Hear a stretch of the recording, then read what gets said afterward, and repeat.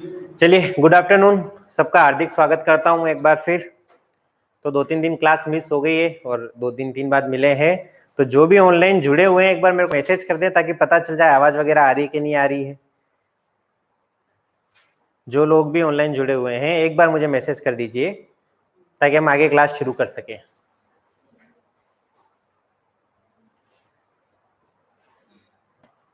Online मेरे को 4 जने दिख रहे हैं पर मैसेज एक भी जने का नहीं आया। एक बार मैसेज कर दीजिए। देखना सुनील जी चल रहा है कि नहीं चल रहा है अपने, ताकि अपन शुरू कर सके।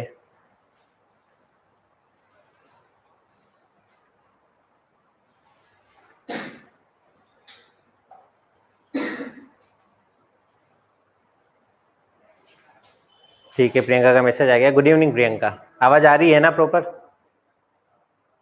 आ रही है। चलो शुरू करते हैं। ठीक है, तो 2 टॉपिक हम इस यूनिट के पढ़ चुके हैं।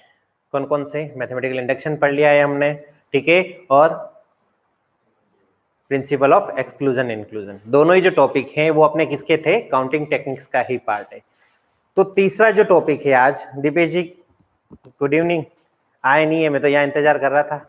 चलो तो अब शुरुआत करते हैं। देखो, जो अभी हम टॉपिक शुरू कर रहे हैं आपकी काउंटिंग टेक्निक का, ये तीसरा टॉपिक है। टोटल इस यूनिट में अगर मैं बात करूं 4 टॉपिक है काउंटिंग टेक्निक से लेके। सेकंड पार्ट आपका लैंग्वेज एंड ग्रामर, वो पूरा अलग है। तो ये जो टॉपिक है, अगर बात करूं 11th क्लास से आपने शुरुआत करी होगी और सबसे पहले जो अलग टॉपिक था थोड़ा सा, वही आपने ये पढ़ा था। ठीक है, टॉपिक का नाम है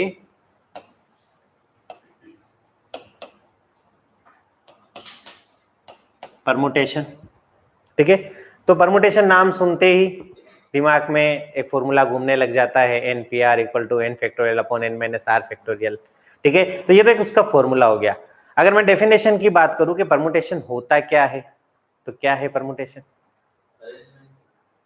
सिंपली बोले तो एक अरेंजमेंट है। ठीक है, परमुटेशन क्या है? परमुटेशन को हिंदी में जो बोला जाता है वो भी आप लिख लो। हिंदी में इसको बोला जाता है, ठीक है, क्रमचय। तो कुछ वर्ड हिंदी के ऐसे होते हैं जो समझ में आ जाती है, पूरी डेफिनेशन ही उससे समझ में आ जाती है। तो क्रमचय को अगर संधि विच्छेद करें तो क्रम का चयन करना, मतलब एक तरह से चयन करना, और वो भी कैसे? क्रम वाइज। तो अरेंजमेंट जो होता है, किसी भी n ऑब्जेक्ट में से सारे n ऑब्जेक्ट या उसमें से कुछ r ऑब्जेक्ट का अरेंजमेंट करना इन पर्टिकुलर ऑर्डर, है ना। डेफिनेशन में एक चीज ध्यान रखना है, क्या चीज है कि परमुटेशन में हम किसका ध्यान रखते हैं? ऑर्डर का ध्यान रखते हैं, अरेंजमेंट करते हैं। तो एक अरेंजमेंट पर्टिकुलर ऑर्डर में, उसी को क्या बोला जाता है? परमुटेशन बोला जाता है। डेफिनेशंस वगैरह आती है, एक्सप्लेनेशन आता है पूरा, एक्सप्लेन परमुटेशन। तो इतना अपन ने कभी देखा नहीं, अपन सीधा सवाल देखते हैं, क्वेश्चंस करते हैं, पर थोड़ा सा बहुत लिख लो इसके बारे में ना, कि परमुटेशन होता क्या है, कैसे इसके नोटेशंस वगैरह होते हैं और क्या सारी चीजें होती हैं। तो डेफिनेशन पहले लिख लो।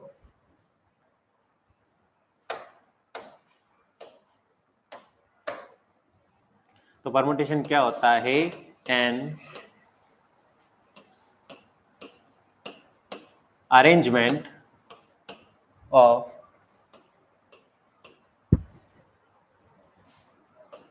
finite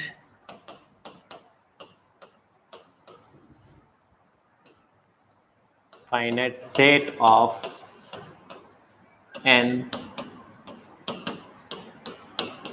objects in a given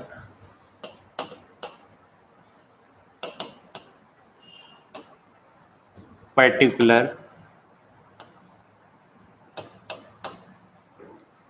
order is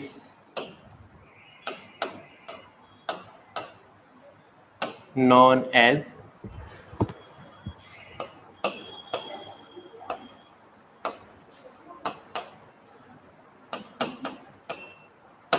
ठीक है, परमुटेशन। तो अरेंजमेंट होता है फाइनाइट सेट का, ठीक है, एन ऑब्जेक्ट्स का आपके पास, मतलब कोई भी एन ऑब्जेक्ट आपको दिए हुए हैं और उसका अरेंजमेंट करना इन पर्टिकुलर ऑर्डर।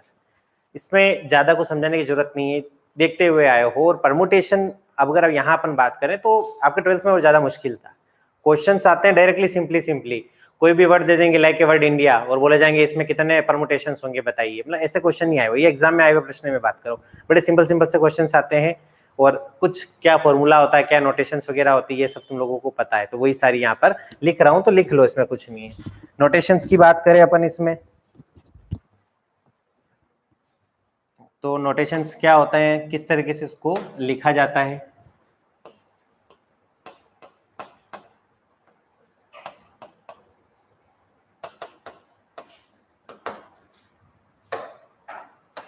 तो इसमें लिख लेना, it can be written as, ठीक है, या तो इसको ऐसा लिखा जाता है, ठीक है, NPR करके ऐसा लिखते हो तुम लोग, ठीक है, और सेकंड जो है वो लिखा जाता है ऐसा, ठीक है, PN, R, ये दोनों तरीके इसको लिखने के लिए, या तो NPR करके लिखा जाता है या फिर PN, R करके लिखा जाता है, ठीक है, वेयर R is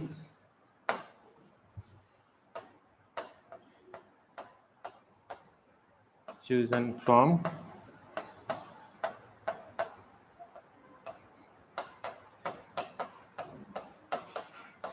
ठीक है, R जो होता है लेस देन N होता है, ठीक है, तो ये चीज आपको यहाँ पर पर्टिकुलरली पता है, जो R होता है वो किसी भी N में से ही अपन निकालते हैं, ठीक है, तो ये दो तरीके से इसको लिखा जाता है। अब फॉर्मूला क्या होता है पता है,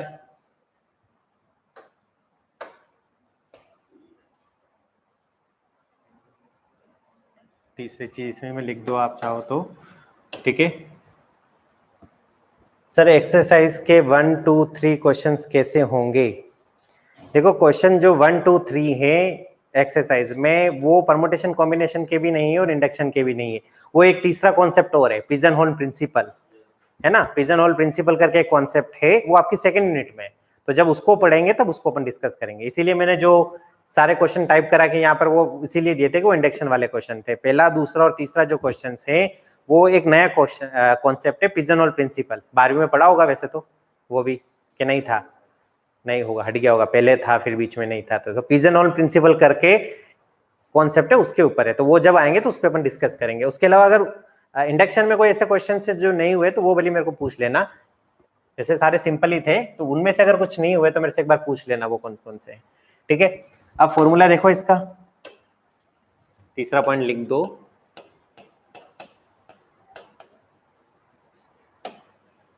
फॉर्मूला, तो फॉर्मूला जानते हैं अपन क्या होता है, PN, R जो होता है क्या होता है, N factorial upon N-R factorial, ठीक है। और इसको एक तरीके से और लिखा जाता है, तो यहीं और करके लिख देना, और जो PN, R होता है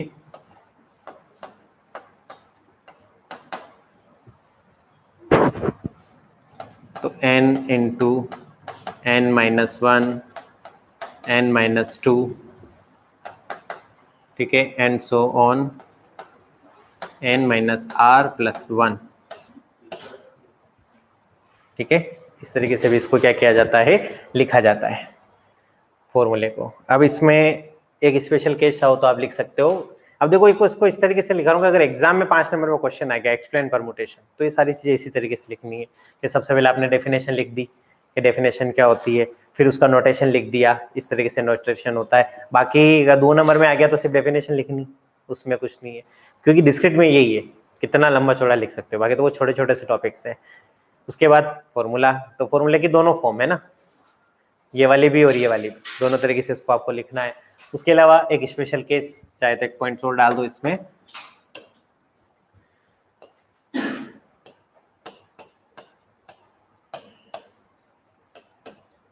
वो भी पता है, ऐसा कुछ नहीं है। अब स्पेशल केस क्या है, जब n जो होगा वो क्या हो जाएगा, R के बराबर हो जाएगा, तो उस केस में फॉर्मूला क्या होता है, ठीक है। तो स्पेशल केस क्या हो गया, इफ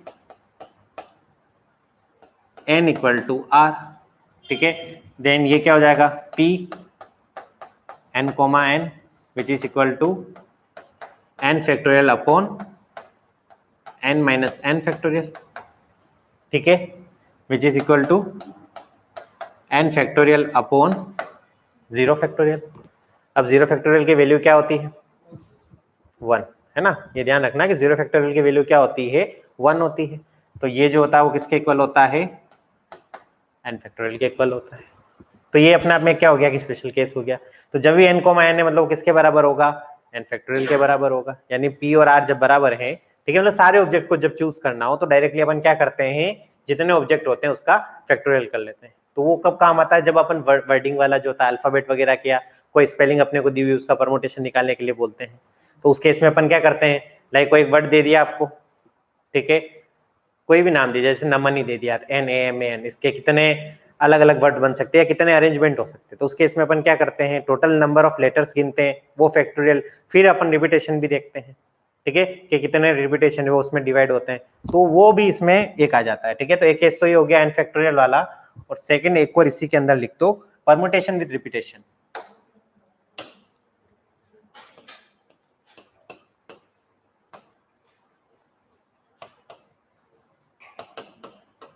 परमुटेशन विथ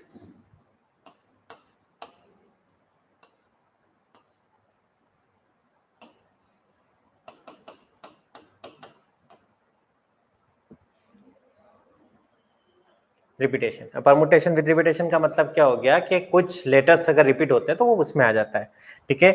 तो कुछ थ्योरेटिकल है, लिख लो इसको भी।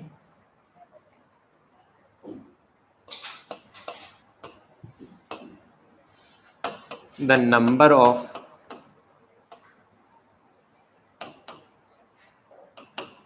permutation of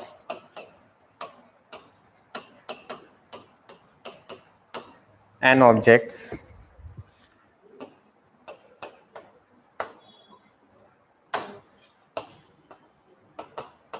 of which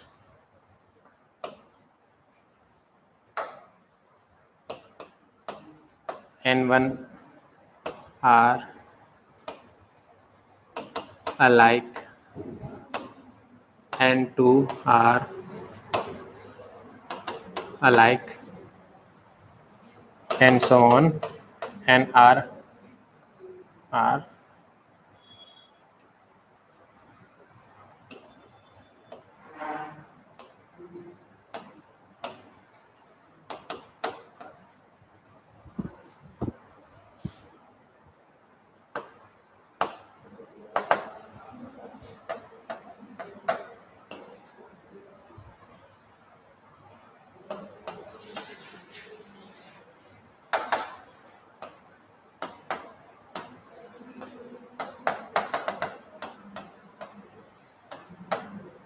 ठीक है। जब रिपीटेशन होगा तो क्या फॉर्मूला होगा, ये फॉर्मूला होगा, है कुछ नहीं, बस इसको लिखने का तरीका। बाकी जैसे एग्जांपल भी लिख लो,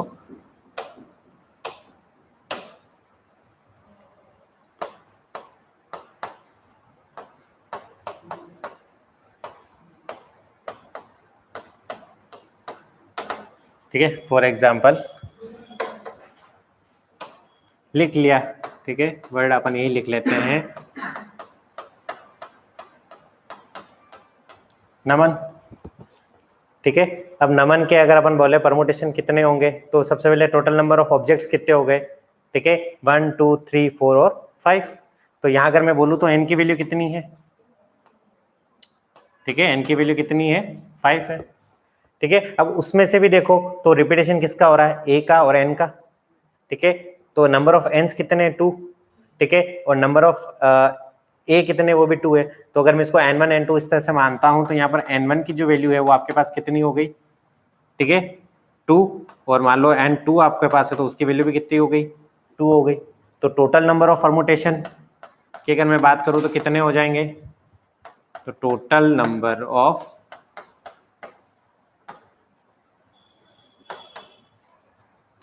परमुटेशन जो होंगे, ठीक है, is equal to 5 factorial upon कितने हो जाएंगे, 2 फैक्टोरियल इंटू 2 फैक्टोरियल। बस इसको सिंप्लीफाई करना है, वो आपका आंसर हो जाएगा। तो वो किस केस में, जब आपके पास क्या हो, रिपीटेशन हो, ठीक है, परमुटेशन विथ रिपीटेशन। तो ये सारी चीज होती है, समझ में। तो ये सिंपल सा कॉन्सेप्ट है, सारा अपन ने पढ़ा हुआ है, सर 0 फैक्टोरियल 1 कैसे होता है, ये मैं आपको कल एक्सप्लेन करूंगा, पूरा इस पे प्रूफ है ना, इसका लंबा चौड़ा प्रूफ है कि कैसे होता है। हाँ, है ना, बहुत सारी चीजें हैं, तो इसकी बकायदा आर.डी. शर्मा में एक अच्छा सा एक्सप्लेनेशन करा हुआ है कि वो कैसे होता है। सर फर्स्ट 12, 14 और 15 एंड 16 क्वेश्चन कैसे होंगे?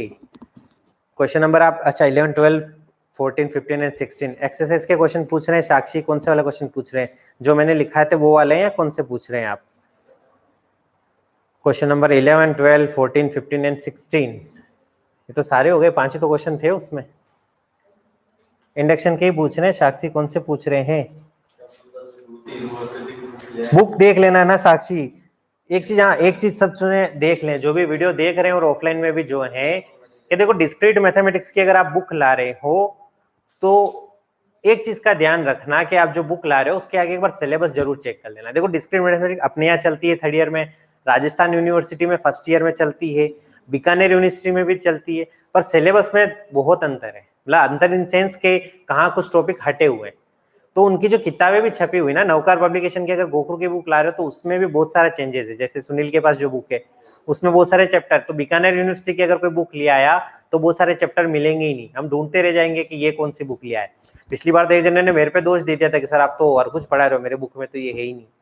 2 महीने तक पढ़ी, बाद में पता चला कि वो बुक दूसरे उठा के ले आए थे। तो इस चीज का भी ध्यान रखना है कि बुक अपने को कौन सी लानी है। एक्सरसाइज के क्वेश्चन नंबर 11, 13, 14 एंड, ठीक है, बुक कौन सी है साक्षी एक बार आप देख लेना, ठीक है। एक्सरसाइज के questions number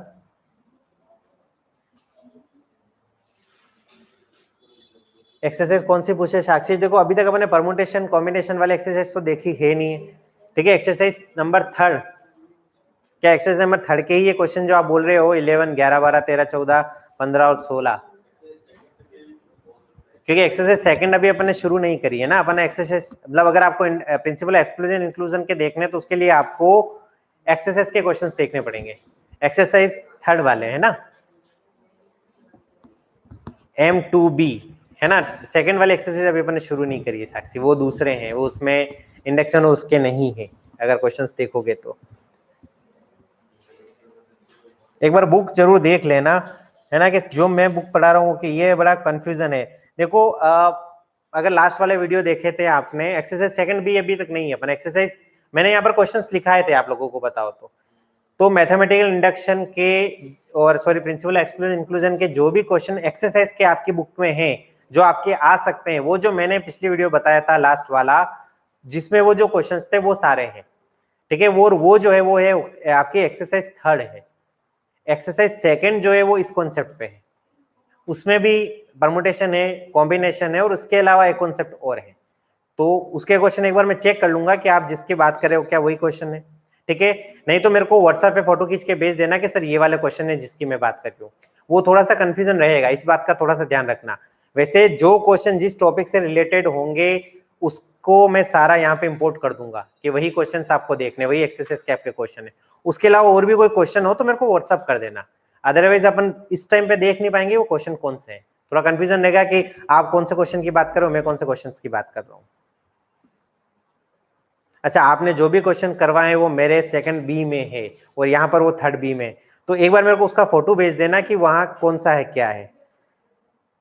sir second B ही करवाई आपने? नहीं, एक्चुअली इधर मेरे 3rd बी में है, उसमें थोड़ा सा कंफ्यूजन है। मेरी जो बुक है उसमें 3rd में है वो, तो किसी के सेकंड बी में है, किसी के 3rd बी में है। चलो उसको मैं चेक कर लूंगा एक बार, वापस उसको देख लूंगा, उसके बाद अपन उसको करते हैं, ठीक है। तो सारे क्वेश्चन नहीं आ रहे, इतना भारी है क्या क्वेश्चन? चलो मैं देख लूंगा सारे क्वेश्चन और मैं बता दूंगा उसको, ठीक है। अभी ये देख लो जो अपन देख रहे हैं उस पर, हो सकता है वो बुक की वजह से थोड़ा सा चेंजेस हो। तो देखो थ्योरी समझ में आ गई, परमुटेशन पे देखो यही थ्योरी है सारी,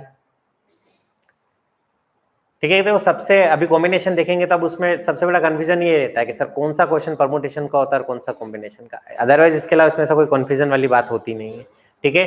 तो अरेंजमेंट होता है एन ऑब्जेक्ट का इन पर्टिकुलर ऑर्डर, उसी को क्या बोला जाता है? परमुटेशन बोला जाता है।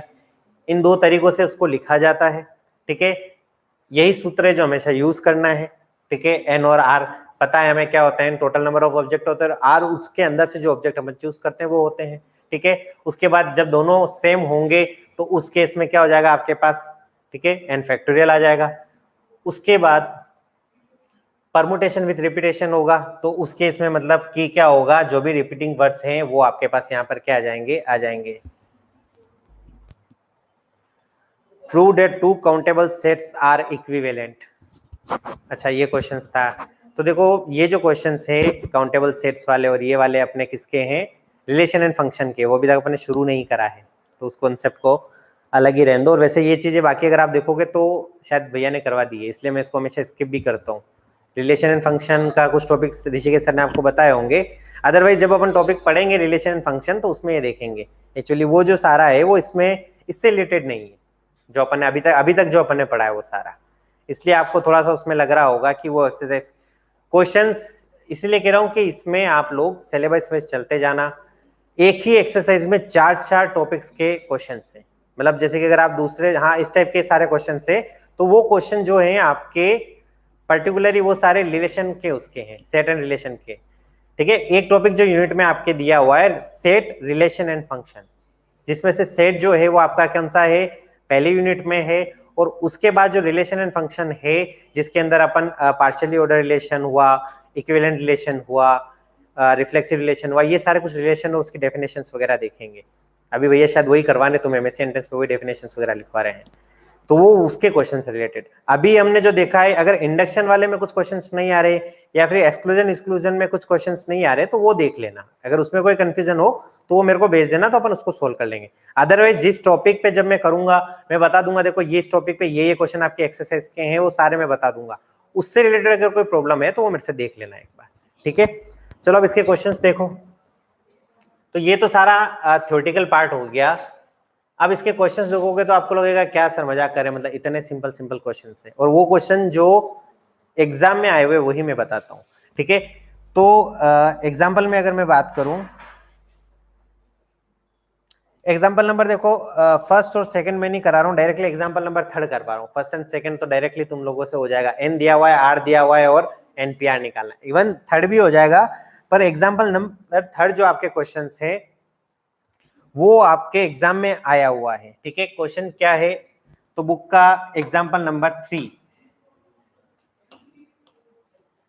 ये इसलिए करा रहा हूं क्योंकि ये एग्जाम में पूछा हुआ है। ऐसा इस क्वेश्चन में ऐसा कुछ भयंकर कुछ नहीं है, पर पूछा हुआ है इसलिए ये वाला मैं बता रहा हूं, बाकी सारे क्वेश्चन ऐसे ही है, ठीक है। क्वेश्चन क्या है,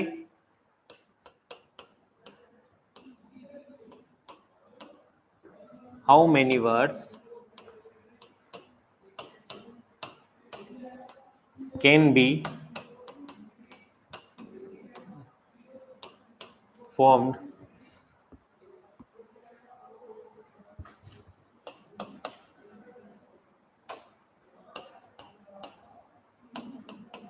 from the letters of word, ठीक है। और वर्ड जो है वो आपको दिया हुआ है कृष्ण,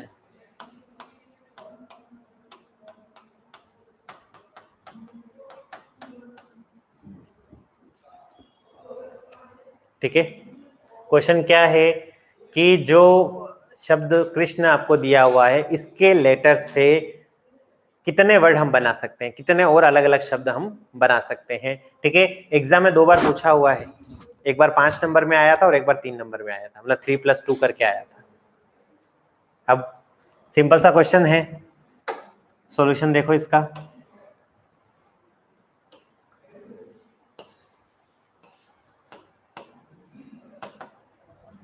तो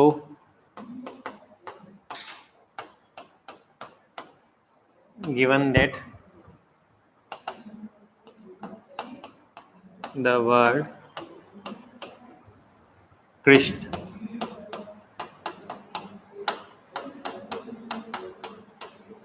ठीक है, कृष्ण वर्ड आपको दिया हुआ है।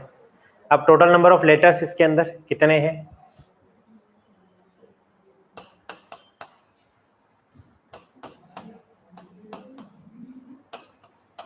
Total number of letters in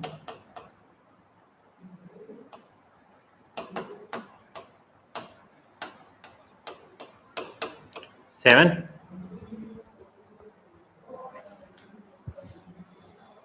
that is n equal to आपको कितना दिया हुआ है 7, ठीक है। देन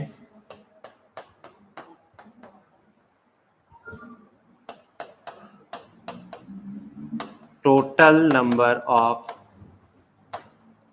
वर्ड्स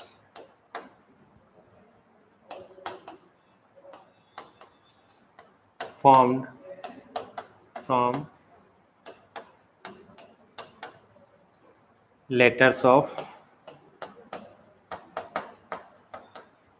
given word किसके इक्वल होगा n फैक्टोरियल के इक्वल होगा, ठीक है। डायरेक्टली रिपीटेशन तो कुछ हो नहीं रहा है, ठीक है। तो क्या हो जाएगा यहां से n यानी कितना हो जाएगा 7 फैक्टोरियल, ठीक है। यानी 7 into 6 into 5 into 4 into 3 into 2 into 1 कर दो मल्टीप्लाई, कितना आएगा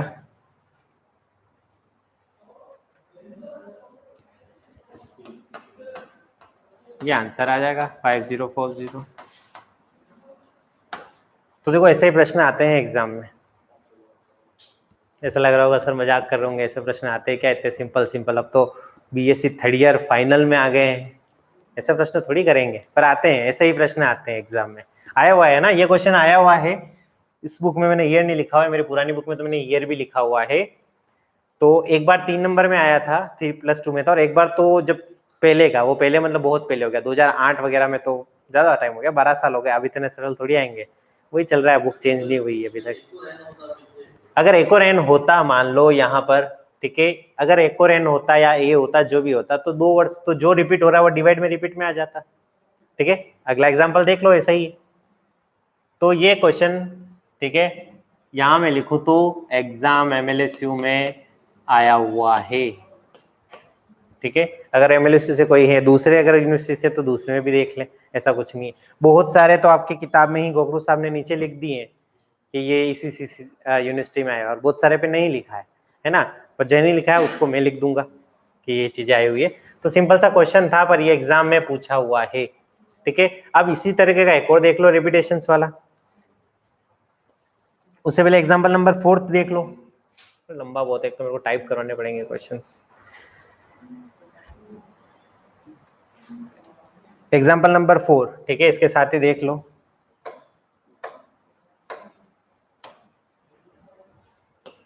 रहा हूं, डायरेक्टली समझा देता हूं कि क्या बोला गया है क्वेश्चन में। क्वेश्चन में आपको ये बोला गया है कि देयर आर 7 रूम्स, ठीक है, अलग अलग मतलब 4 रूम्स, ठीक है। There are out of 7 rooms 4 rooms are assign to 4 programmer as a office and the remaining 3 rooms for the computer terminals. कुल 7 रूम आपको दिए हुए हैं, और ये बोला गया है कि उनमें से 4 में तो आपको क्या करना है, ऑफिस बनाना है, भाई ऑफिसर आके बैठेगा मतलब ऑफिस बनाना है, और 3 रूम ऐसे हैं जहां पर आपको क्या करना है, कंप्यूटर टर्मिनल्स लगाने हैं, ठीक है। तो वो जो अरेंजमेंट होगा कि भाई 1 नंबर रूम में मैंने ऑफिस लगा दिया, 2 में कंप्यूटर, ठीक है। एग्जांपल नंबर 4, ठीक है, गिवन है टोटल नंबर ऑफ रूम्स। सबसे पहली बात तो टोटल नंबर ऑफ रूम्स आपको यहां पर गिवन है कितने हैं, ठीक है। तो टोटल जो है वो आपका क्या हो जाएगा, यानी ये आपके पास गिवन है कितने हैं 7। टोटल रूम्स आपको यहां पर दिए हुए हैं, ठीक है। उसके बाद अगेन फिर आपको दिया हुआ है टोटल नंबर ऑफ ऑफिसर, वो आपको बोला गया कितने हैं 4 हैं, ठीक है। उसके बाद टोटल नंबर ऑफ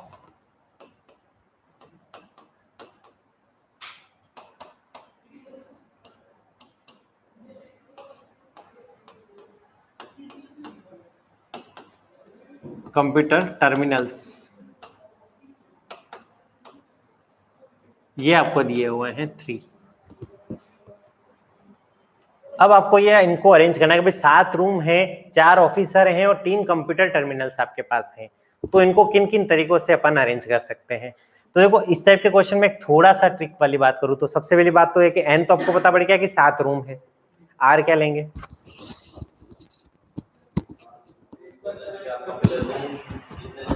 हाँ ठीक है। अब r सेलेक्ट करना है या फिर क्या करना है, तो देखो अब इसमें पर्टिकुलर देखो क्वेश्चन ज्यादा ट्रिकी कब हो जाता है, कॉम्प्लिकेटेड कब हो जाता है, जब आपको ये बोला जाता है कि कंप्यूटर टर्मिनल्स भी डिफरेंट टाइप के हैं। एज ए ऑफिसर आपको बोला है तो 4 अलग अलग लोग आएंगे, पर कंप्यूटर टर्मिनल्स की बात करूँ तो कंप्यूटर टर्मिनल्स तो क्या होते हैं, एक जैसे ही होते हैं, है ना। अगर ऐसा बोला जाता है कि एक कंप्यूटर टर्मिनल से या फिर ऐसा, तो उसके अंदर फिर वो परमुटेशंस कुछ अलग हो जाते हैं, ठीक है। फिर आपको एक एक पर्टिकुलर लेना पड़ता है कि इसके साथ ये असाइन, इसके साथ ये असाइन, तो वैसे वो फिर वो उस केस में कॉम्बिनेशन बन जाता है कि एक के साथ मैं 2 को करूँ, तीसरे के साथ उसको करूँ। तो यहाँ पर अगर मैं मानूं तो आप मान लो इसको कि let P Q R S are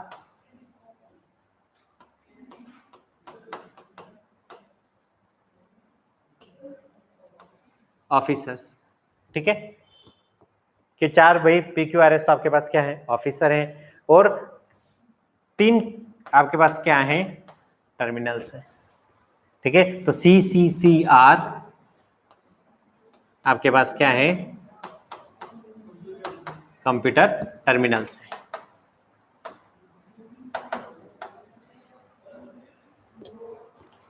तो यहां पर ऐसा कुछ आपके इसमें ज्यादा वो है नहीं। तो अगर आप इसको अगर मैं एक साथ लिखूं तो भाई आपको किस चीज का अरेंजमेंट करना है, तो पी क्यू आर, ठीक है, यहाँ पे लिख देना 100 एन सी सी और सी। तो अपने आप में क्या हो गया, एक वर्ड हो गया जिसमें ये लेटर्स हैं, इन लेटर्स का आपको क्या करना है, अरेंजमेंट करना है बस। तो ये चीज इसमें है कि इसको आपको सेम लेके चलना है। अब इसका अरेंजमेंट करना है, मतलब 7 लेटर्स आपके पास हैं, ठीक है। तो यहाँ पर जो n है वो आपके पास 7 दिया हुआ है, तो अरेंजमेंट जो होगा सो टोटल नंबर ऑफ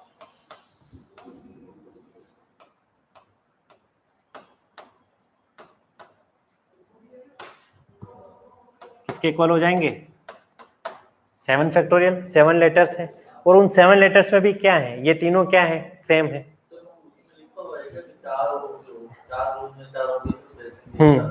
ये क्वेश्चन में दिया हुआ है कि 7 टोटल 7 रूम है, जिसमें से कोई से भी 3 रूम में तो आपको क्या करना है, कंप्यूटर टर्मिनल्स लगाने, और बाकी के 4 रूम में 4 ऑफिसर बैठेंगे।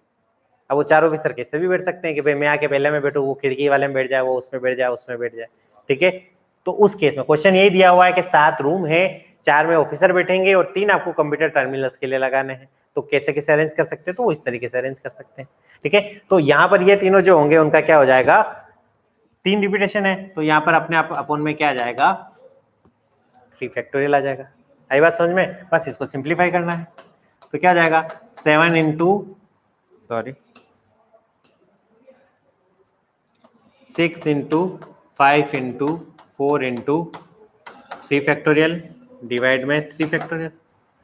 रियलिटी में देखा जाए तो मतलब 3 रूल के अलग-अलग कंप्यूटर में, हाँ, तो यहाँ पे तो तुमने सी माना है, इसलिए 3 का डिवीजन। हाँ हाँ, अदरवाइज वो कह रहा हूँ, अदरवाइज अगर ऐसा बोला जाता अपने को कि 1 2 3 4 5 6 7 रूम अरेंज में है, 7 नंबर है रूम के ऊपर, रूम के ऊपर 7 है, फिर आपको बोला जाएगा मुझे कंप्यूटर भी अरेंज करना है उसके अंदर और ऑफिसर को भी बिठाना है, तो उस केस में वो क्वेश्चन कॉम्बिनेशन का हो जाता है कि भाई फिर उस केस में क्या होता है कि मान लीजिए मैंने पहले रूम में कंप्यूटर लगा दिया तो C1 जैसे हो गया, ठीक है, दूसरे रूम में भी मैंने कंप्यूटर लगा दिया C2 हो गया, तीसरे में मैंने कंप्यूटर लगा दिया C3 हो गया, फिर मैंने 5 6 7 8 में क्या कर दिया, ऑफिसर को बिठा दिया, ठीक है। फिर उस ऑफिसर पे भी ऐसा नहीं होता कि पहला जो ऑफिसर है फिर वापस दूसरा कॉम्बिनेशन बनता, तो उस केस में क्या होता कि मुझे पहले रूम में तो यही कंप्यूटर रखना है पर दूसरे रूम में ऑफिसर नंबर तीसरा वाला बैठ गया, तो वो जब केस होता है ना तो वो क्वेश्चन कहाँ चेंज हो जाता है, परमुटेशन से किसमें चेंज हो जाता है, कॉम्बिनेशन में चेंज होता है। ये क्वेश्चन जैसे अगर मैं बात करूं तो सिंपली किस तरीके से हो गया, वो वर्डिंग वाला टाइप की हो गया कि भाई मेरे पास 7 खाने हैं, 7 में से मैंने पहला भर दिया, कितने तरीके से भर सकता हूँ, 7 तरीके से भर सकता हूँ। अब रिमेनिंग कितने तरीके से भर सकता हूँ, 6 फैक्टोरियल से भर सकता हूँ। दूसरा भी भर दिया, अब दूसरे वाला किस तरीके से भर सकता हूँ, तो वो सारा क्वेश्चन है। फिर उसमें ये आता है रिपीटेशन आर अलाउड और नॉट अलाउड, तो वो फिर अलग केस हो जाता है। और ये सारे जो क्वेश्चन है उसमें रिपीटेशन अलाउड है, तभी हम ये सारी चीजें कर पा रहे हैं, ऐसा है ना। तो बस इसको सिंप्लीफाई कर लेना है, तो कितना हो जाएगा, तो लिख लेता हूँ 6 इंटू 5 इंटू 4, ठीक है 840, ये आपका आंसर हो गया। आई बात समझ में? तो बड़ा सिंपल सा क्वेश्चन था, और आगे के सारे क्वेश्चन देखोगे एग्जाम्पल नंबर 5, 6, 7, 8 जो भी देखो आप इसमें, ठीक है। तो क्वेश्चंस आपको यहाँ पे दिए हुए हैं 5 + 6 एग्जाम्पल दिए हुए हैं, जिसमें से 2 तो अपन ने डिस्कस कर लिए हैं। 4 सर टर्मिनल सारे सी ही क्यों लिए? टर्मिनल सारे सी इसलिए लिए कि क्वेश्चन में कोई स्पेसिफाई नहीं करा हुआ है कि टर्मिनल्स अलग अलग है। जब अलग अलग नहीं है तो हम उसको एक ही मान के चलेंगे कि भाई कंप्यूटर जो है, ठीक है, नॉन लिविंग थिंग्स है और वो सेम ही है। अगर वहां पर क्वेश्चन में पर्टिकुलरली आपको दे दिया जाता कि भाई ये अलग है ये अलग है, तो उस केस में फिर वो क्वेश्चन थोड़ा सा चेंज हो जाता। ये बात अपन डिस्कस कर रहे थे कि उस केस में फिर क्या हो जाता कि कहीं ना कहीं उसके अंदर कॉम्बिनेशन वाली बात भी आ जाती है ना। तो ऐसा क्वेश्चन दिया हुआ नहीं और ऐसा क्वेश्चन आएंगे भी नहीं। सिलेबस देखना, वहां लिखा हुआ है परमुटेशन एंड कॉम्बिनेशन, और आगे बिल्कुल अच्छे से लिखा हुआ है सिंपल प्रॉब्लम्स। समझ लो, बड़े सिंपल क्वेश्चन ही आएंगे। एक ब्रीफ रिव्यू है, पता नहीं क्यों दिया इतना सिंपल, या तो थोड़ा कॉम्प्लिकेट देना चाहिए था, पर बड़ा सिंपल से क्वेश्चन से तो इससे क्वेश्चन नहीं आएंगे। आज तक के पुराने पेपर भी उठा के देखोगे ना तो ऐसे क्वेश्चन दिखेंगे वहां पर। तो ज्यादा कोई डिफिकल्ट क्वेश्चन इसमें आते नहीं है इस टॉपिक में, इसलिए इसको इतना मैं भी वो रहता नहीं हूँ। सारे जो क्वेश्चन है वो देख लो, पर क्योंकि सिलेबस में दिया हुआ है इसलिए मैं यहाँ डिस्कस भी कर रहा हूँ। अदरवाइज ये तो ऐसा टॉपिक है मेरे को डायरेक्टली बोलना चाहिए कि ये तो तुम ही पढ़ लेना, पढ़ा हुआ है मतलब रिवाइज कर लेना, पढ़ा हुआ तो है ही है ना। 11वीं के बाद ठीक है, बाद में कहीं आया नहीं आया, पर पढ़ा हुआ टॉपिक है ऐसा, ठीक है ना। इसीलिए क्योंकि क्वेश्चन में स्पेसिफाइड नहीं था, अगर स्पेसिफाइड होता तो उस केस में फिर क्वेश्चन अलग हो जाता, ठीक है साक्षी। तो सिंपल सा है ये क्वेश्चन, और इसके अलावा जितने भी सारे क्वेश्चन परमुटेशन के हैं वो अब आपको देखने हैं। उसमें अगर ऐसा लगता है कि नहीं सर ये क्वेश्चन कुछ है ऐसा, तो फिर वो अपन डिस्कस करेंगे। इसके एक्सरसाइज के क्वेश्चंस कल मैं टाइप करवा लूंगा और मैं सारे इसमें क्या कर लूंगा, बता दूंगा। एक छोटा सा टॉपिक और इसमें रह जाता है कॉम्बिनेशन, इसी के आगे वाला, वो टॉपिक होते ही आधी यूनिट खत्म। काउंटिंग टेक्निक्स 4 पार्ट आपके इसमें दिए हुए थे, ठीक है। कौन कौन से? इंडक्शन, इंक्लूजन, ठीक है, परमुटेशन एंड कॉम्बिनेशन। उसके अलावा सेट का कुछ पोर्शन है, जैसे कार्डिनलिटी तो मैंने बताई दी, कार्डिनलिटी क्या होती है तुम लोग, ठीक है। उसके अलावा कितनी बार छोटे मोटे प्रूफ आ जाते हैं, डी मॉर्गन लॉ बताओ क्या होता है, ठीक है, एसोसिएटिव लॉ क्या होता है, डिस्ट्रीब्यूटिव लॉ क्या होता है। तो वो ऐसे टॉपिक है जो आगे अपन वैसे भी लैटिस वाला जो पार्ट पढ़ेंगे ना उसमें पढ़ेंगे, ठीक है। इसलिए इसको मैं वहां नहीं करा रहा हूँ। वो ऐसा क्वेश्चन है जो आपकी फर्स्ट यूनिट में भी पूछ लेते हैं, बस सिंबल चेंज हो जाते हैं। जब आप उसी को सेट रिलेशन में पढ़ोगे तो आपके पास ये वाले सिंबल यूज होते हैं, यूनियन का, इंटरसेक्शन का, ठीक है, और फिर कॉम्प्लीमेंट के लिए डैश जैसे कि यूज होता है। वही चीज आप जब बुलियन में पढ़ोगे तो यूनियन किस में चेंज हो जाएगा, प्लस में चेंज हो जाएगा। इंटरसेक्शन है वो किस में चेंज हो जाएगा, डॉट में चेंज हो जाएगा, ठीक है। तो इस तरीके से कहने के क्या होंगे, वो सिंबल्स चेंज होते रहेंगे। उसी को अगर लेटेस्ट में जब पढ़ोगे तो यूनियन जो होगा उसको इस तरह से लिखा जाएगा, सॉरी इंटरसेक्शन को इस तरह से लिखा जाएगा, यूनियन को है वो इस तरह से लिखा जाएगा। कॉम्प्लीमेंट जो होता है अपन इसमें जनरली बार पढ़ते हैं, हाँ यू का वी हो जाएगा, वी मतलब यूं इस तरह से लिखा जाएगा। ए इंटरसेक्शन बी जैसे अपन इसमें ऐसा लिखते हैं तो वहां अपन ऐसा लिखेंगे जब लैटिस वाला पार्ट पढ़ेंगे। तो वही सारे प्रूफ वहां पर भी देखने हैं, वही सारे प्रूफ अपने को क्या करने हैं, बुलियन वाले पार्ट में भी देखने हैं, और वही सारे प्रूफ अपने को क्या करने हैं, सारे के सारे अपने को किस में देखने हैं, इस सेट थ्योरी में भी देखने हैं। तो मैं एक जगह ही करूंगा, बस चेंजेस किसका होगा, इन सिंबल का। अदरवाइज प्रूफ का तरीका भी वही, मानने का तरीका भी वही, सारा वही रहेगा। तो इसलिए मैं उसको बार बार एक जगह से दूसरी जगह नहीं करूंगा। ठीक, कल मिलते हैं। अगर कुछ डाउट्स रहे तो अपन देख लेंगे। और देखो एक्सरसाइज का अगर कंफ्यूजन चल रहा है तो आप लोग मुझे पर्सनली व्हाट्सएप पे इसका फोटो खींच के भेज देना कि सर ये वाला क्वेश्चन है, कि देखो बुक्स अलग अलग है तो उसमें हो सकता है एक्सरसाइज अलग अलग हो, ठीक है। तो कल मिलते हैं नए टॉपिक के साथ। जय हिंद, जय भारत।